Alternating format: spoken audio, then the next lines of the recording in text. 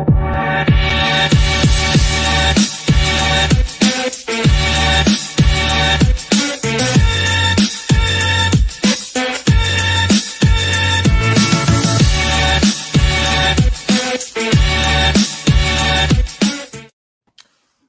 people, welcome back to the YouTube channel. You already know what time it is. It's time for All You Can Eat Chelsea. Yes, the day after the night of the big win in the Champions League. More than we can ask for in terms of the result and the performance. Miz, cast and crew, bro, how are you feeling, man? How are you feeling after that big win? Man, so ecstatic. That was not what I expected. I was hoping for maybe a 1-0, squeeze a 2-1, something like that. It's going to be a very tense situation. But we blew them apart. Like, that was sensational. Of course, we're going to get into the more details of it, but very, very proud. Very proud of the team. Very proud. As a whole, like, everyone's so happy. It's just sensational, man. Wow. I'm still thinking back to it. I'm like, wow, we actually beat them 3-0. And in the time that we needed to win, Younes, we just won and we just did the business. Yeah. Potter's first Champions League game at Stamford Bridge. Second. First game at Stamford Bridge. Is it? Oh wait, no, he had Salzburg at home, didn't he? Salzburg at home. Yeah, that didn't even feel like that's first a win game. Yeah, first win. I mean, Fofana with a goal, his first goal. How you feeling, bro? Oh, I'm happy, man. I mean, I said it yesterday for the first time. We've looked at a Chelsea performance, and I feel like, good job, guys. You know, like I'm not complaining about anything. You know, and it feels great to be back in that bracket again, because it's been a little while since we've been able to look at a Chelsea performance and go, I'm completely satisfied. You know, yesterday was that, and I wasn't expecting it. I'm with Miz on this. I wasn't expecting that. I was expecting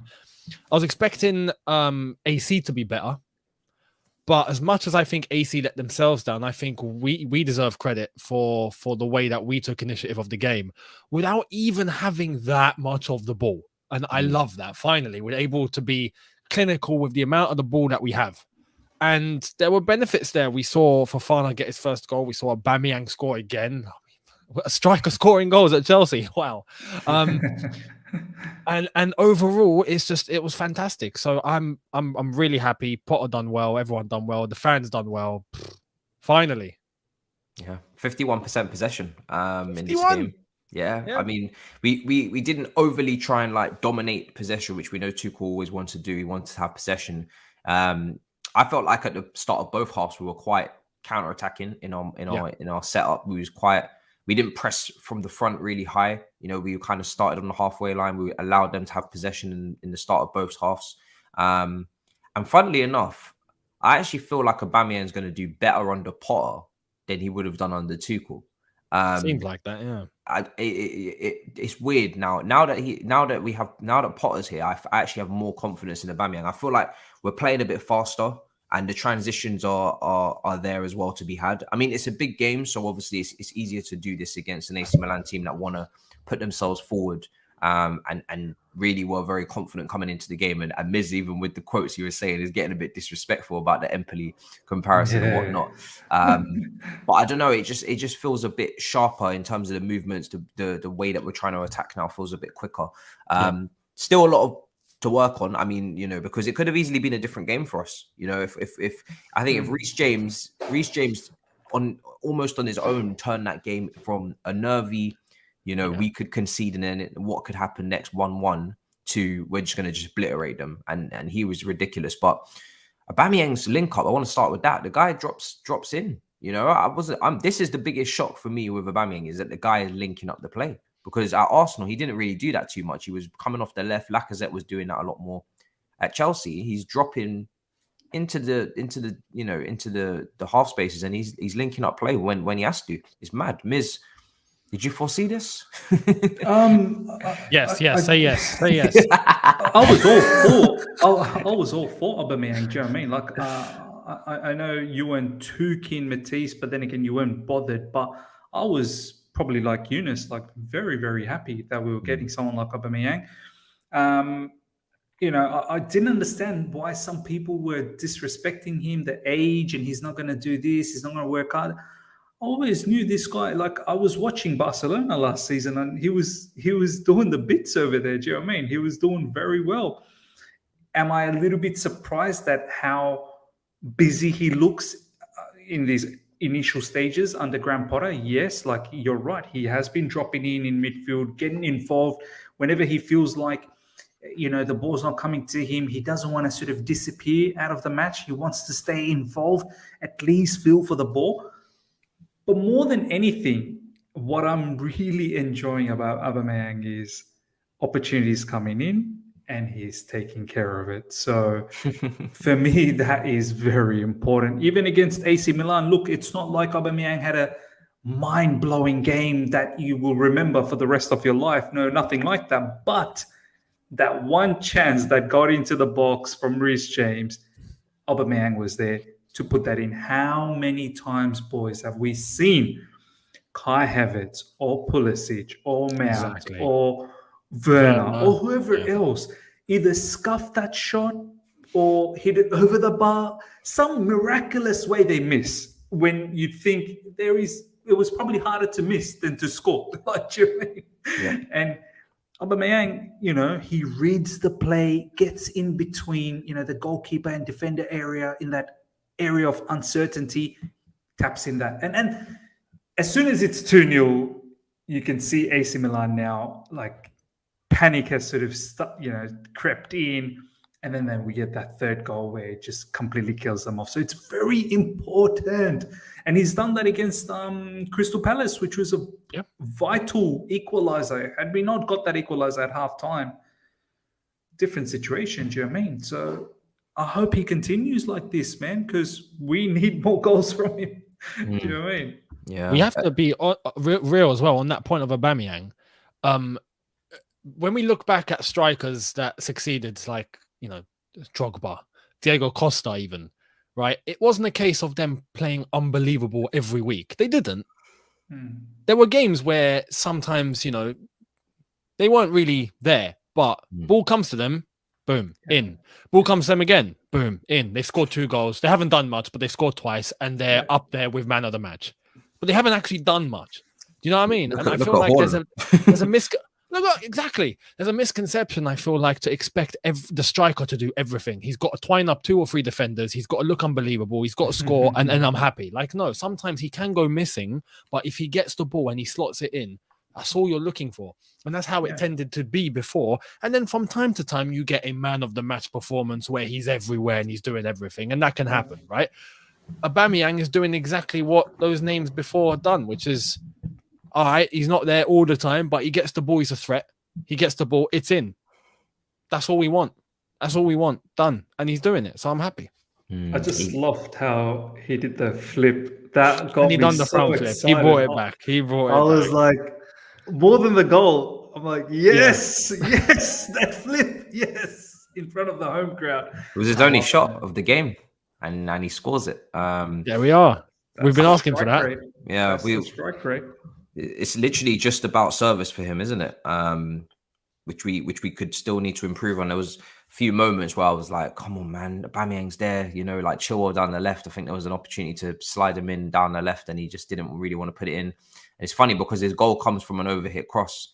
And that was kind of the story of the night in the first half, is that the weight of pass, or the quality of pass just wasn't quite there. And really our biggest threat was on set pieces. I just wanted us to keep having more free kicks, more corners, because we were looking brilliant on set pieces. They didn't have the tallest team in the world from a defensive standpoint. They had quite a few injuries. And I wanted, you know, Silva and Koulibaly and Fofana when he was on, then even Trevor, as many headers as possible. I think 3 of our first 4 shots came from set pieces, from headers. Yeah. And then... Yeah. AC were poor in the air as well, by the way, very poor. Yeah, and that's a situation that we took advantage of really well. Yeah. What did you guys make of Loftus-Cheek's performance? Because I thought he was good. I thought his final ball could have been better, but outside of that, I think defensively, that midfield 2 coped quite well. Considering that I thought that they were pretty imbalanced when I looked at the lineup. Me too. I thought they dealt with a very, very balanced AC Milan midfield pretty well. I mean, Younes, what did you make of it? Because Cover's still going through his rough patch a bit, isn't he? Yeah, a little bit. And even initially, we seen that midfield, and we knew that Jorginho just shouldn't have played, right? Well, I think many people were screaming for Jorginho to not play, and he didn't. And when I saw the lineup, I see Loftus-Cheek and Kovacic. I'm like, this can go left. I see AC Milan, and they've selected, Tonali, Benassa. I'm like, okay, we might get done here. Loftus-Cheek was class. He was great. I mean, not 10 out of 10, but I'd give it a solid 8 or even 8.5 out of 10. I thought he was brilliant, and I didn't expect for him to do well in the aspect that he actually done. And as you said, his final pass and whatnot wasn't fantastic, but he had that physical presence, and I think that helped him to just have control. There wasn't really anyone that was able to move him off of that ball or move him off of that position or threaten him or try and play around him. He was always just in command. And you see Loftus-Cheek and Kovacic together, you don't really expect that to happen, and we've done that. So that caught me off guard, and I was very happy at his performance, very happy. And I don't want to say, disappointed. I was underwhelmed at how AC Milan didn't have better in that midfield. With those two, I expect them to play better there. I've seen them in Serie A, and I'm like, you normally do much better than that. But that's maybe credit and testament to us and the way that Loftus-Cheek and Cover, and especially Loftus-Cheek out of the two, who done really well in that midfield. So fair play to him. Do you know what? We've seen Loftus-Cheek in that pivot previously, so it's not like we don't have any idea how he may play. But previously, I don't know about you guys, like I always felt there was something missing. Like he's there. I remember distinctly. I think Younes, in one of your videos previously, when Loftus-Cheek played in the pivot, you've always been a bit skeptical about him. That Ruben, you got to know who's in and around you. Like you got to be aware. You can't just leave your pivot partner all by yourself exposed. I felt in this match, Ruben Loftus-Cheek's discipline and his execution of the role. So whatever instructions he was given by Graham Potter, he stuck to it. He didn't go anywhere outside it, didn't try and create a new role for himself. He stayed true to the position. Every time Kovacic was moving, he was moving along with Kovacic, making sure the gap between them is not huge and he doesn't leave Kovacic exposed if the ball is misplaced or taken off Kovacic or whatever the case is.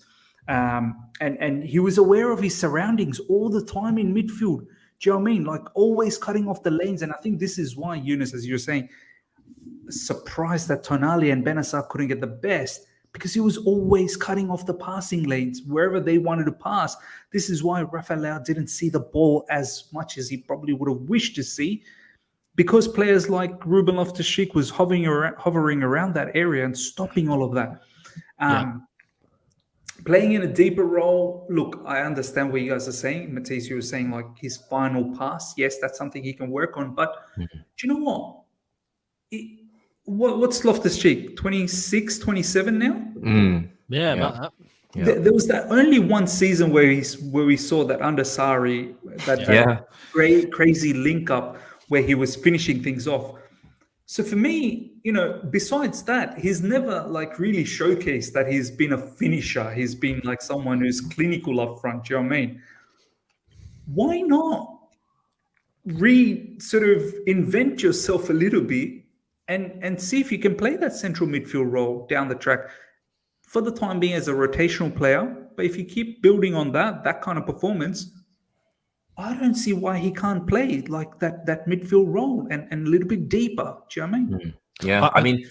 Yeah, I want to say, just to add, with the way that Loftus-Cheek, and not just Loftus-Cheek, the entire Chelsea team, especially Reece James, the amount of space that we had, there was a lot of space.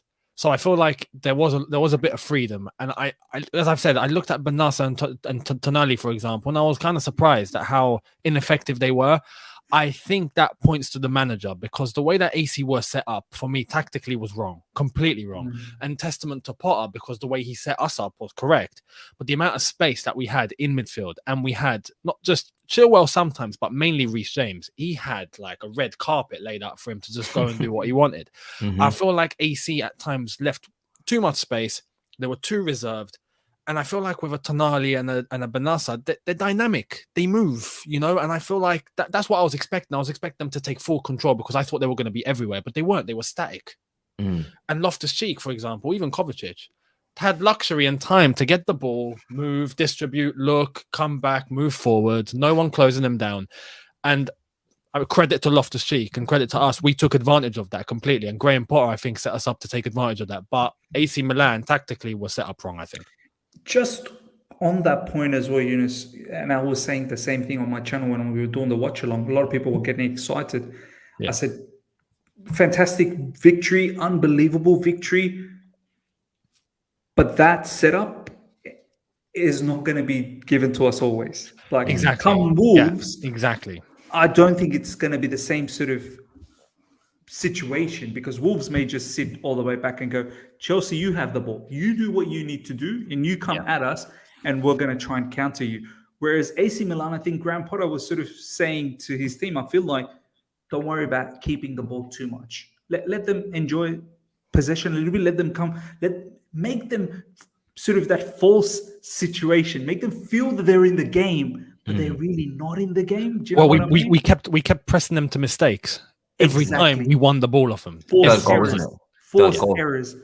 But it may not be come Wolves in the weekend. It's not going to be Wolves like that. might not play like AC Milan. Do you know what I mean? Exactly. Yeah. I mean, Wolves are almost certainly not going to play like AC Milan did. So the whole thinking and mindset behind that game is going to be completely different.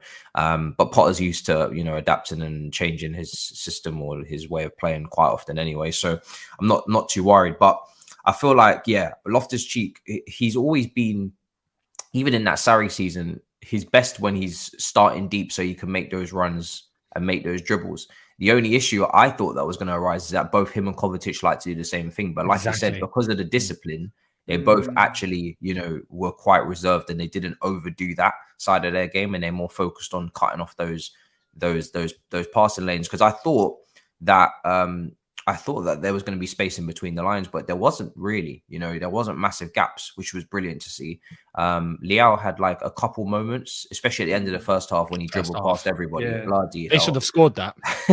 Bro, that dribble, I think that's the first time ever Reece James got dribbled past in the last X amount of games.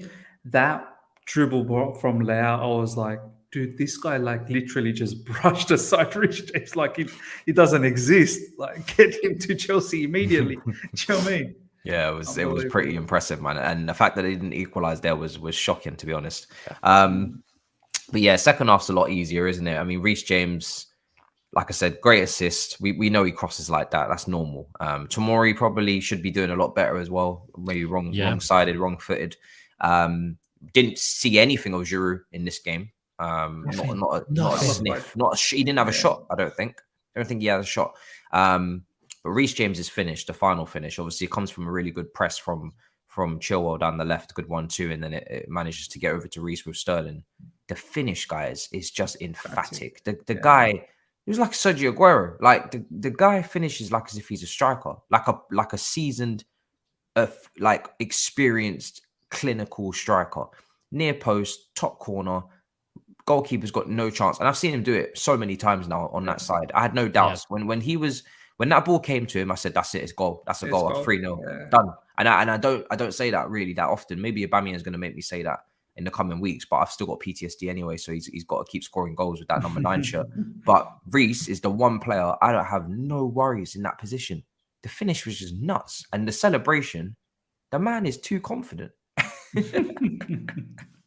The celebration is ridiculous. Like, God forbid I end up being in that corner and he celebrates like that in front of me. I think I'm going to end up over the advertising boards and on the pitch. Jump in and join him. Yeah, I think I'm gonna get a ban because the way he celebrates, it's a vibe. It really is. It's incredible. So you'll end up doing a roundabout with Reece James on the pitch. I won't be filming shit. I'll tell you that. I'll be getting dragged by stewards, man. The guy is he's a proper vibe.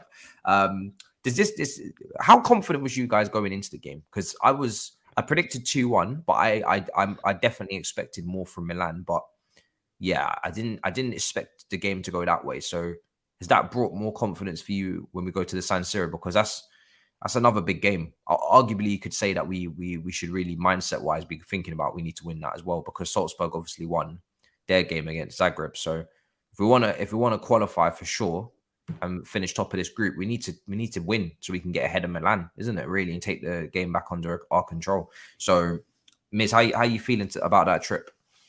Yeah, like I feel we might have damaged their confidence a little bit, because 3-0, maybe they probably would have gone away okay with a 1-0 loss, perhaps, but 3-0, the way we did it as well in the second half, where we've nullified them completely. Even, to be honest, most parts of that first half, probably right at the end, 5 to 7 minutes where Leao was going mad. I feel we should be confident. And I think a lot of their players, I think one of their key players, Theo Hernandez on the left side, is a crucial player for them. And I think he's still going to be missing. So that's a big plus for us. I think whoever played on that left side, what was his name? Ballo-Toure or whoever that? Toure, yes, Toure. Yes.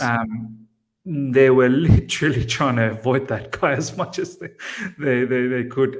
But not having that Theo Hernandez type of a player there is a bit of an issue for them. And some of the other players could still be injured. Look, nonetheless, I feel our first assignment is get a good, solid victory against Wolves.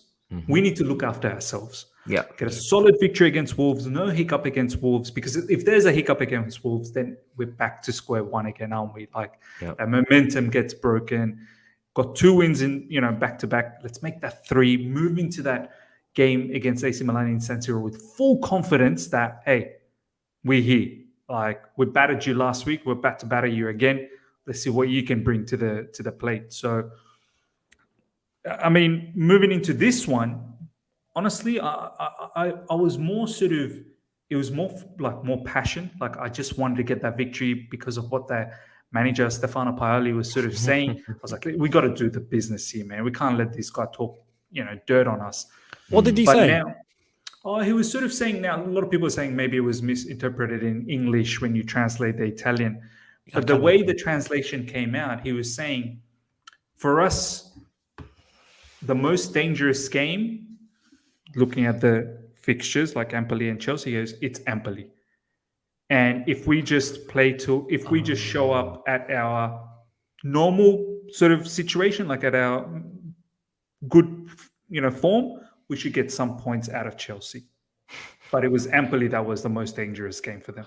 I said that it can go either way with that, isn't it? It can go if he actually meant it in that context, or if he meant the next game is always the most important game. That's like what a lot of people are saying. Wolves. That's what a lot of people are saying, that maybe he meant the next game is the most important. I want to let him know that the Wolves game is more important than the next day. Exactly. So we'll throw it back at him.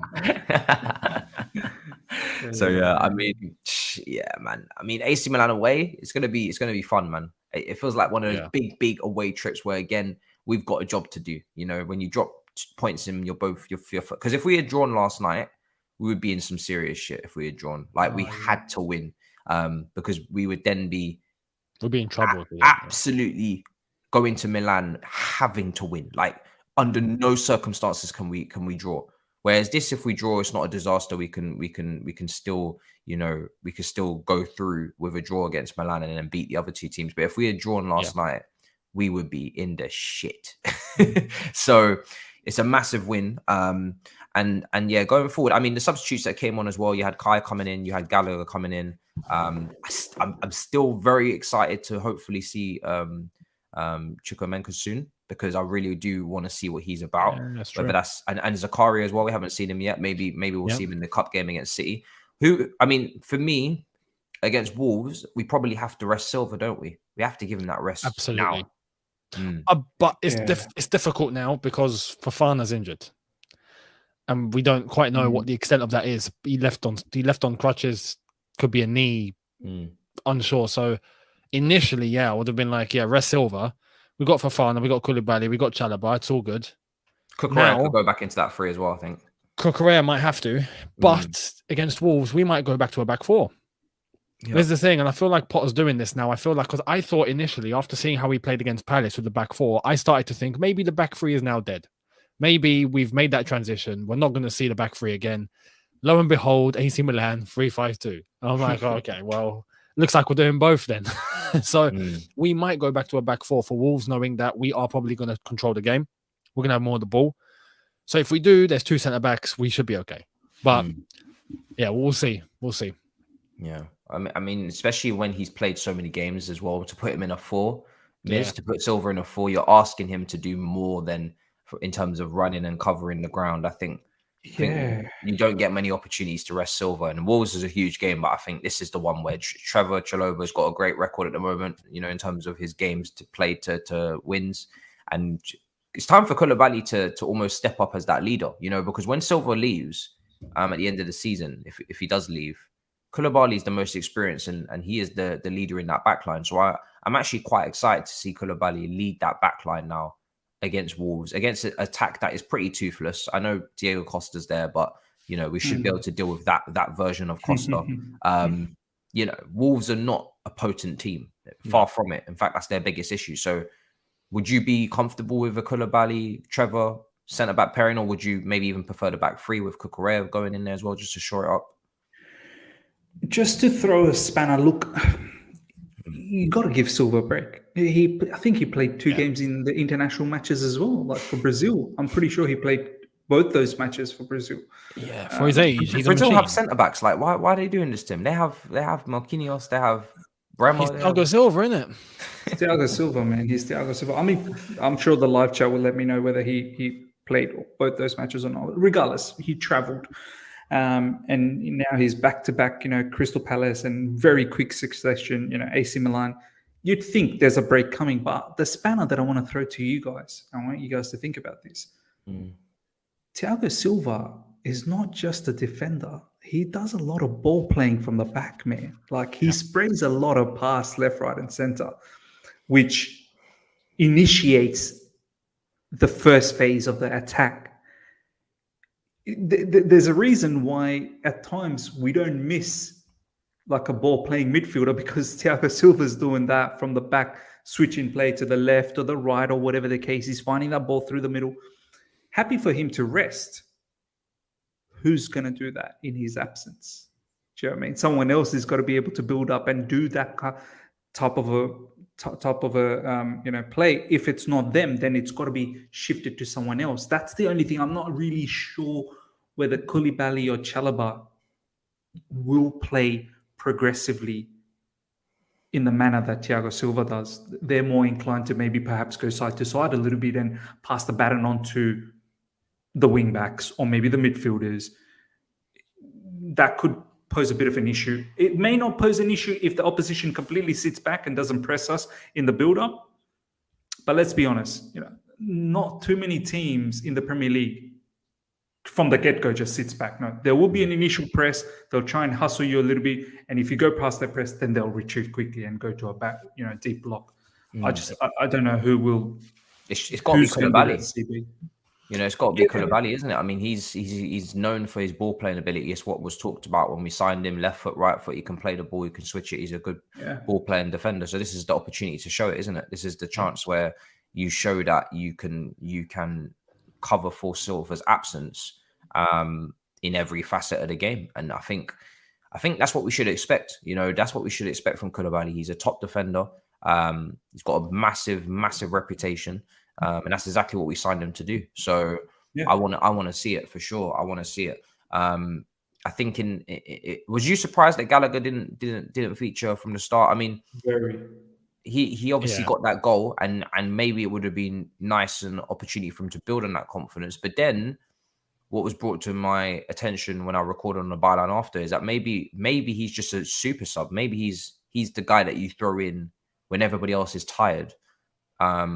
Because we know in terms of his general play, there's a lot to improve, but he's making an impact when he comes on, whether he's scoring on the weekend or he's coming on off the bench last night, and he's just bringing that extra intensity. What I liked about him coming on is that over some of the, you know, more bigger popular names out wide is that when he comes on, I guaranteed what kind of energy and he's going to bring. And it just makes sure that we don't lose any concentration. When he comes on, I don't feel like this team could start, you know, getting lackadaisical, losing concentration, conceding a stupid goal. when he came on, I was like, okay, yeah, we're gonna continue to play at this level that we're at, and we're gonna show the same commitment we've been showing the whole game. So maybe that's the way that he's going to be used predominantly as a super sub. I'm not sure, but yeah, you were shocked, Miz, when he wasn't starting. I was shocked. I mean, I don't know about him being a super sub for the rest of his career or for Chelsea career. I think he's definitely he's capable of giving a lot more.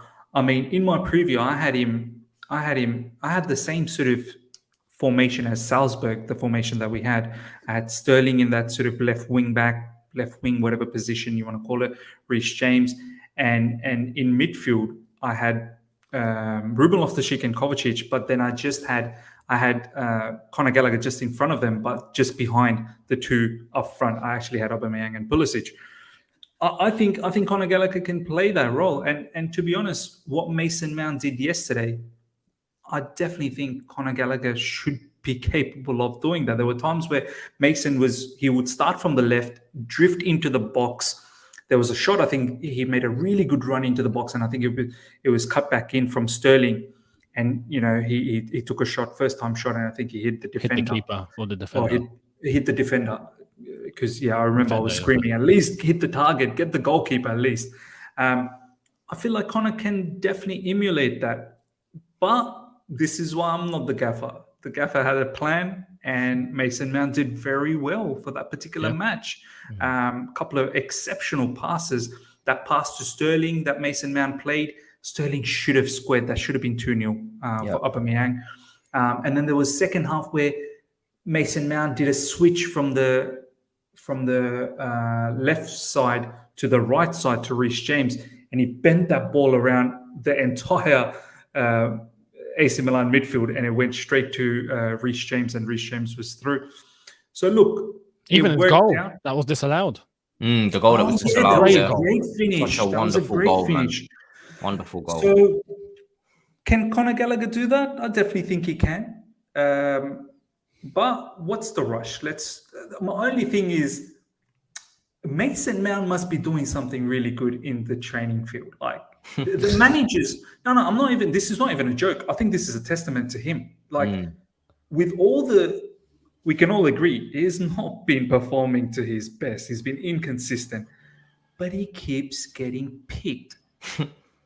He must be doing something really good in training ground. Like he must have a good attitude. He must have a good work ethic. Oh, he definitely does. Definitely. I was surprised to see Mason. I thought it would have been Conor Gallagher, but maybe if it wasn't such a massive game in terms of the magnitude of it. Obviously, Conor Gallagher's never really played at this level in terms of Champions League, and I think the tactical instructions and the information and maybe just that side of things, he's obviously going to trust Mason Mount a lot more because it's a big game and he's got big game pedigree in terms of playing these big Champions League matches. So that's probably because I also said the same thing in my preview. I thought that he might go with Conor, but then I think if we had maybe played a normal Premier League game like against the Wolves after that Palace game, then I think we would have had more of a case for that to make more sense. But because it was AC Milan, when you look back on it, it made probably more sense to keep with the tried and trusted, considering the amount of changes we were having in midfield and what Cover's given us right now. If we had gone with Gallagher on top of a Loftus-Cheek that doesn't usually start and a Cover that's looking out of form, we would have been going with just completely everything new, everything completely fresh. So I think there's part of the reason why possibly Chilwell got ahead of Cucurella, and why I thought Chilwell would start ahead of Cucurella as well, because just of that point, Champions League experience, a big occasion. I think with Gallagher, possibly a case of when we play a back four and we have an extra man going forward, that if we have that attacking midfielder, Gallagher slots right in. But if we're playing in a back three, for example, we have the two wing backs, then sometimes it's difficult to have that role because that person ends up drifting to one side and Gallagher drifting to a side. We saw at Palace, and we saw against Palace as well. When he's tucked in and around the D and he's in that area of the pitch, that is where he's best. And if he starts drifting and having to do the work that we know Mount is there to do, then it can be a little bit different for Gallagher. So Mount starting in that position where we saw him play really well, as I said, there is the point that you mentioned about what he's doing in training. I agree, and I think that there was one point in that game that screamed volumes, which I didn't expect. I mean, maybe you do expect it from a Mount, but when I saw it, I'm thinking, you know what? Maybe this is a part of the reason why. When you saw there was one part of the game, he had Aubameyang and he had Sterling in front of him, and they were having a conversation. Do you guys remember where he was dishing out instruction to the both of them? Yeah, I remember that. Yeah, and I'm like, this is Sterling, who's proven I remember that. everything that he's done, and this is Aubameyang, who's proven and done everything that he's done. And Mason Mount's giving instruction. And dishing out instruction, tactical instruction to the both, and they're both glued in. They're both like, and the Aubameyang's like, yeah. And I'm just like, it's credit to Mount, because at his age, with those two players who are, in terms of what they've achieved and what they've done, in a dynamic, in a dressing room dynamic, in a team dynamic, it can be a little bit, I want to say intimidating, but sometimes you got to know your role. You know, and you see Mount stepping up to that level. It's testament to his character and what he is, his confidence as an individual, and what he can do and his ability. I feel like managers see that. Managers see that sort of thing, and in the training ground, that sort of detail is there. Literally every minute, every hour, you get to know the person, you get to know the player. Maybe that's part of the reason why Mount is getting picked by all these managers. Maybe his character and his belief in himself is something to be credited for. So his standing in the dressing room is obviously going to be a lot higher than Gallagher, and rightly so. When you pick up 2 Player of the Years in a row, you play a pivotal part in the Champions League win, you play a pivotal part in making top 4 on final days and things like that, you're going to have that standing in terms of hierarchy. So I think as well, I mean, his pass, like you said, for Sterling came down that right side. I still prefer him in that Salzburg game on that right. I like him with Reece. I want him closer to Reece. I think I always feel like with Mason, I feel like I get more positive impact from him when he's in the right half space, even if it's just in the 8, but he just seems to be a bit more comfortable over there. Whereas when he's on the left, I don't know, I don't get the same consistency in the final third as I feel like I get on the right. Maybe it's just me, I don't know, but I like him on the right when he's closer to Reece. I think they double up quite nicely. But I mean, yeah, it was a good win, very very solid win. No Giroud, no. I mean, Leao did a good audition. It's almost like he didn't want to hurt us, but he wanted to show us as well that, this is what... Here's a little free sample. Literally, just free sample. The rest of it is going to cost 100 million. Literally what it felt like. That's literally what it felt like. It was just him just giving us a free sample, just saying, listen, this is what you could have. This is what you could have. I know you've been talking about Trossard, but, this is also what you could have on your left-hand side. Miz, is it difficult for you right now to pick? Because Trossard's free, and I brought this up last night on the pod as well, but Trossard's free. He's 27. He's running out of contract. So he's obviously of a different age, maybe more of a Ziyech replacement, but he's got that experience. And then Leao is obviously the flashy, expensive, unpredictable, big name. I just want both. Same. I don't know why the discussion should be Trossard or we need, have people not seen, we need people up front a lot more. We should not get into a conversation. This or this. No, everyone, bring them all in. Shout out to Christopher Nkunku as well. I don't know if you guys saw the highlights. Yes, Nkunku match after. Yeah, he smashed it. Yeah. Oh my God, he was explosive. And to everyone, please try and do your level best and watch Leipzig as much as you can from here on in. And not just for Nkunku, I think for Vardiol as well. Yes. We're linked with him. Yeah. And they have that lad called Timo Werner. I think we should go for him. Watch Timo and watch Nkunku. Watch Timo's touches and watch Nkunku's touches. Mm-hmm. Nkunku, the way he receives the ball, depth. Like it's soft touches to relax the ball. And his link up, he's so in tune. Like sometimes he'll beat a very crowded area with just quick 1, 2, 3 passes and boom, he's gone. His pace, I think, is even quicker than Timo Werner, Like Timo was fast. It's Nkunku that's getting the goals this season. I mean, Timo's got a few, but it's Nkunku that's really stealing the show still, even though he's come back. Timo, he can create from. Sometimes he drifts in midfield, like he's in midfield and he's doing the playmaking stuff. He can definitely score at times. He can be wide. Definitely play anywhere up front. The other thing is, he's a free kick specialist. He takes free kicks, and that's not something I knew. Yeah. So. We need that. Yeah, that's fantastic. Now come back to the Trossard and Rafael Leao. Look, man, we're going to potentially have Ziyech now 2 games back-to-back. Crystal Palace, AC Milan. Not even any minute. Nowhere to be seen. Pulisic assist on the weekend, but even this last game didn't come on. I thought maybe Pulisic might have even started this game. Do you know what I mean? Yeah.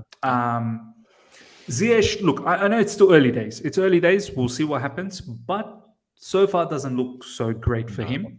Maybe it doesn't look that great for Pulisic as well, but we'll see what happens. But even beyond that, like, you know, we've lost Timo Werner, Lukaku, Callum's gone on loan as well. So there is spot. There is definitely spot. Question mark about Kai Havertz, how he's going to do this season. Is he going to potentially move to Bayern Munich one day? He seems destined. He seems like the perfect player for Bayern Munich, you know, German international, going back and playing for Bayern Munich. So, yeah, man, for me, it's both Trossard and Rafael Leao. On top of Nkunku. Because Nkunku's just looking ridiculously confident. The way he's chipping the goalkeeper, like we're not doing that 1v1. We're smashing it straight in his, you know, at the goalkeeper's head or something, and just paralyzing him or something. Because the confidence that he's got is insane. So yeah, I mean, Younes, are you excited about this one? It's tough to get too excited because obviously we have history, but he's definitely like not anything like Timo Werner. Like there's not even close, the two players. He's completely more involved. His touch is better, his passing's better, his creativity's better, his dribbling's better. He's just a better footballer, and we see that for France as well. So yeah, would you? I mean, who would you? If you guys have to pick between Leao and Trossard, is it just straight Leao? Just because Trossard's obviously more experienced, maybe balances out the attack more with those other young players. I don't know. He's not the glitz and glamour, but looking at the data. I'll let Younes answer first. I'll think about it a little bit. Data driven. He knows the manager, he knows the system, he knows the league. To be fair, Belgium left winger, we've had it before. to be fair, out of the two, I think many would go with Rafael Leao. Yeah. Just in and out, you'd go with Rafael Leao. With Graham Potter, you can understand why we'd go with Trossard. You know, there's history there. There's a link. They know each other. There's a way I think of Trossard fitting in probably quicker than Rafael Leao would. But Rafael Leao's ability and what he can do, if I had to choose, I'd probably go Rafael Leao. But there's money. There's how much it's going to cost. There's Trossard on a free with a manager he's worked with. He slots right in. He's doing well at Brighton. He's doing really well at Brighton. Hat-trick at Anfield. Belgium Finishing. Yeah. He's Premier League proven. That's an advantage. Yep. There's pros and cons. There's pros and cons. I would not be against Trossard. But choosing the two, I think even Chelsea will probably try and go for Leao first and have Trossard as a backup there. Or if we are really about the business, as Miz has said, let's just go and get both. For me, honestly, if it did come down to who, I think Younes is bang on. Like, there's many people that would choose Leao. But if I want someone who understands Potter immediately, yes, Trossard. Immediately, and don't forget, not just with the ball, off the ball. We forget in the Premier League, off the ball is very important, man. Yeah. And not to say that it's not important in Serie A. Obviously, it's important there as well. But Trossard would know this guy's. He would know Potter exactly what he wants, how the movement needs to be, where he needs to be, and Trossard at the moment is on top of the world, man. Like, he's outside of the top sort of teams. His name is out there. This will probably be his last season at Brighton. Either he'll come to us or he'll go to a top team. whether it's in the Premier League or outside of Premier League, we'll see. Yeah. He's not going to be a Brighton player forever. I know people that are watching this live right now will be like going, "Oh my God, look at these guys. They're actually going to go for Trossard." I don't think so. I hope not, because I think it'd be very disrespectful to Trossard for people to just assume that it's just a straight landslide to pay 100 million for another forward. That's the thing. Then to pay absolutely nothing and improve that midfield, properly with some money spent there. And I think Leao, from what I've read as well about him, is that don't just assume this guy is 10 out of 10 every time. He's got to commit himself. He's got to make sure he stays focused. He still sometimes has those lapses of concentration. He's still very early in his come up. He had a great season last year. I don't think I heard about him too much before that season. Last season was the breakthrough. Yeah, that was the breakthrough. So he's had one breakthrough season. But our track record with paying large amounts of money for forwards is not impressive, to say the least. Yeah. So we can think that he's just a absolute immediate, hit. But I've seen greater players fall at this football club. So I would want him 100%. I want Leao, but I'm not gonna just think that it's just a straight. He's gonna immediately bang. I would be silly to think that, considering what's happened to this club so many times. So he still has to adapt, and he still has to fit in, and he still has to enjoy being in this country, which I'm sure he will. But Trossard, like I said, that added bonus of just already being here, understanding the manager, and ready to go up to that next level. And the guy, he seems like as if he's on a mission. He really does to almost take that extra step in his career. Different player in Jesus in terms of the age, just a couple years younger, but I get the same feeling where certain individuals, they're just ready to make that next jump. And obviously for Jesus, it was more playing time and not trophies, but it was more like taking more ownership and the leadership of a team, where he's now barking out instructions in a circle at the Emirates against Tottenham, and he's that guy now. Whereas at Man City, he would have been the little Brazilian kid in the corner that's just under De Bruyne's armpit, can barely even get a fucking word in, let alone have any sort of voice. Now he's one of the key men in the dressing room. They're looking to him thinking, "Yo, what you got? What you got to say?" So yeah, it's an interesting one, man. It's an interesting one. I'd love both. Even with Trossard, I feel like there's less expectation. If Leao came in, everyone, all eyes, Leao. What's he gonna do? Right, yo, you're starting. Okay, yo. I just do something. We had that all eyes. That window we had. Havertz, Werner, Ziyech. Exactly. I don't want another one of those windows, man. All eyes want. I mean, look at the pressure that Havertz is under now. And that's because our generational talent. Oh, okay, we're expecting big things. Future Ballon d'Or winner, but immediately he's got the tag. Immediately his price is high. Immediately everyone's expecting a lot from him. With Leao, I feel like it could be similar. It's Rafael Leao from AC Milan. He's killed it. He's coming here. Okay, you're good. You're gonna have to be a big player for Chelsea. Trossard comes in. I think everyone will just be like, "Oh yeah, let's see what he does." I miss the Schürrles, the Trossards, exactly. The those guys that they just slot in. Yeah, Solomon Kalou, Schürrle. These guys that they just big up Solomon Kalou, Malouda. Even Malouda under Carlo Ancelotti. They're not big names. Yeah. We don't always have to, and the only reason why I'm saying this is because we Joe Cole meant to be going down this data-driven route, with this whole we want to be a little bit more smart with I'm just saying, Trossard is free, and he's left-footed. Something that this. I think he's both-footed. Matisse. I think he's both-footed. Because he scores with both equally well. I'm not gonna lie. I would be a little bit disappointed if we missed out on Trossard. Really, I really would be. I think when someone's free and they're killing it like that, if he keeps doing that for the rest of the season and we don't end up with him, I'm gonna be a little bit disappointed, because I feel like it's an opportunity missed. I really do. I feel like he could be one of them sneaky players that just come into this team and they're not a big name and they don't have massive amounts of pressure and they just do the job, just do the business. And I want forwards that can finish, that can be clinical, that can be decisive, and that just do their job. I don't need just constant glitz and glamour, because that's got us into trouble before. So I don't know, man. And he's got the work rate, man. Like, it's not just everything up front. He's got that work rate that he's had to do for Graham Potter when when Potter was in Brighton. Don't be surprised, like, off the back of that performance, Liverpool's already making inquiries that, because they're sneaky. Apparently, they already have, Oh, they have. There you go. No, like, apparently, like, even prior, like, Liverpool were interested.